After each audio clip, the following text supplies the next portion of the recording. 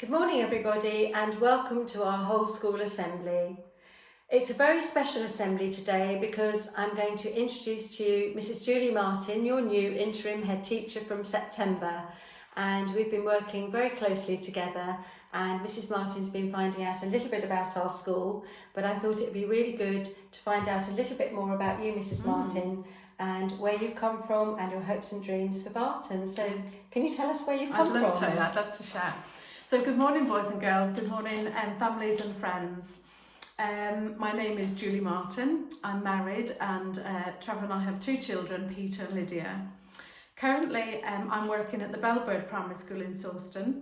The Bellbird is quite a large primary school. We have 14 classes with 2 of each year group throughout the school. At present I am one of the 2 deputies at the Bellbird, and I'm also SENCO, so I hold a very busy role in school. I've worked with different heads over the years and I've taught many different year groups, and I'm really looking forward to coming to Barton in September and meeting lots of new people here. Fantastic, thank you. And can you tell us a memorable experience from your teaching career? Oh my goodness, I can think of many stories I could share, but one memory that really stands out was of a little boy in year 3. We had gone on a school trip down to London and we caught the train. We decided we'd go public transport and we'd map out our journey and we'd calculate the cost and etc.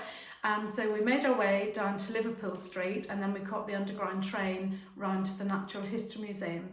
And a little boy who had a real love of knowledge and animals and dinosaurs.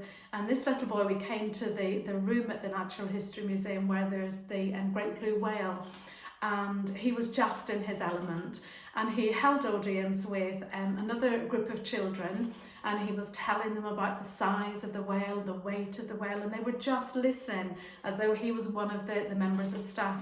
And it was one of those moments where you stand back and you look at your children and you think, oh my goodness, I'm just so proud of how this little boy can hold his own with people that he didn't know. Another occasion that, again, it's that pride that a teacher feels whenever you stand back and watch your children, was when we had taken the children to West Road Concert Hall. And again, the children were on stage singing and performing with lots of other children. And it's that pride in the hard work and the effort the children have put into something, and seeing them stand and perform so confidently was another of those really heartwarming moments. So very proud of them. Oh, lovely. And I can echo that because we've been so proud of our children with all their musical experiences, especially O2s. So, right, very exciting. Echo that, definitely. Very exciting. And would you like to tell us a little bit about what you're looking forward to coming to Barton in September? So I've been at the Bellbird for a number of years, and as I say, I've worked with different head teachers. I've been deputy to several, and so when I was invited to come for interview to Barton Primary School and to meet with your governors, I was delighted when I was offered the post of interim head teacher here for the autumn term. In light of the Ofsted that you have, you know, we build on the excellence that's already apparent at this school. Mrs. Coulson and the staff and all the grown-ups have worked so hard, and it will be such a pleasure to come in and support the staff and support the children to move on in their learning journey. It's a journey for young children. It's a journey that's a really special time in a child's life, and it's a real privilege to be a part of that. So I'm very much looking forward to September. Lovely, and it's a bit of a strange time for both of us. It's a very strange time, very strange, and a very strange way to introduce yourself to people and not to have that face-to-face engagement. So that's how it is at the moment. Lovely, thank you. And I know you love books, and I know you want to share a story with us that will make us think. Over to you. So I've brought my rhyming Bible with me this afternoon to share a story with you. And why did I choose this? Well, I've got 2 characters, a little girl or a young lady and a little boy, and their stories are very special to me. I think they're really lovely stories because of the choices these people made. The young lady is a beautiful young lady called Esther, and she had to make some really difficult choices, and she sought advice and she made the right choice at the right time. She was a beautiful young lady married to the king, and she made the right choice to protect her people. And that's a really special story. You might like to look it up and read it at home.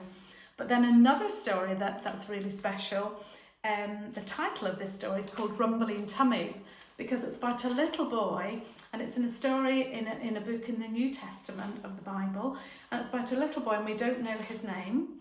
What we do know about him was that he had come to listen to Jesus telling stories, and like all of you boys and girls, he brought his lunch with him. So he had his little lunch box, and he had that tucked under his arm, sitting on the hill listening to the stories. And he made a really good choice. The people had been listening to Jesus talking for ages, and they all started to get hungry. And the little boy could have opened up his lid and had his lunch by himself, but he thought, no, I'll give my lunch box, I'll give what I have to Jesus, and then he can bless it and share it with everybody else. And I'd like to read you this story, if I may. It's a short little rhyme. It's called Rumbling Tummies. Jesus was teaching way up on a hill when everyone started grumbling. The town's far away, we've been here all day, and everyone's tummy is rumbling. Everyone's tummy is rumbling.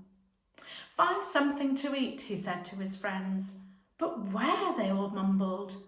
It'll take lots of cash and quite a big stash to stop all these tummies rumbling, to stop all these tummies rumbling.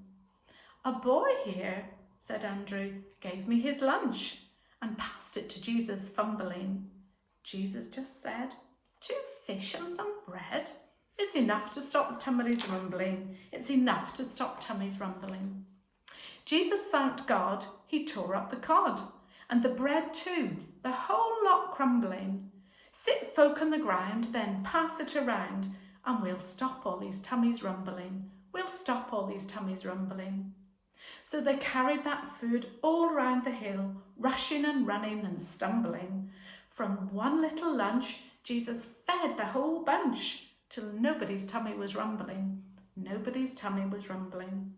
There were leftovers too, 12 baskets in all, stacked so high they nearly went tumbling. 5,000 at least shared in that feast, with no one's tummy left rumbling, with nobody's tummy left rumbling. And so, boys and girls, that little boy, even though he'd just been given his own little lunch, he made a right choice in giving it to Jesus so everybody could share. Those 2 characters, Esther and the little boy, they made the right choices. And I have a little acrostic, boys and girls, that I think about when I think of the word choices. We all make choices. And when I think about choices in school and choices with regard to boys and girls, I think that children have opportunity in creating everyday successes. Boys and girls, mums and dads, all of us, we have choices to make every day. And I think those children made the right choices for themselves. Esther made the right choice to save her people. The little boy made the right choice to share his lunch. And their choices impacted on lots of other people. And you and I, we will all have lots of choices to make in the journey of life, from starting primary school to being a grown-up at the end of your career. And we have to make choices, the right choice for us, and the right choice to impact on others. So those are 2 stories I really enjoy.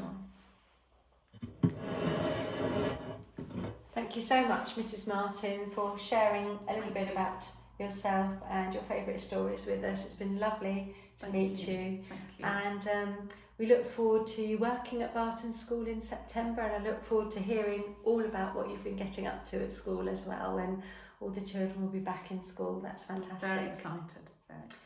Bye everybody. Bye. Bye. Have a good summer. Bye.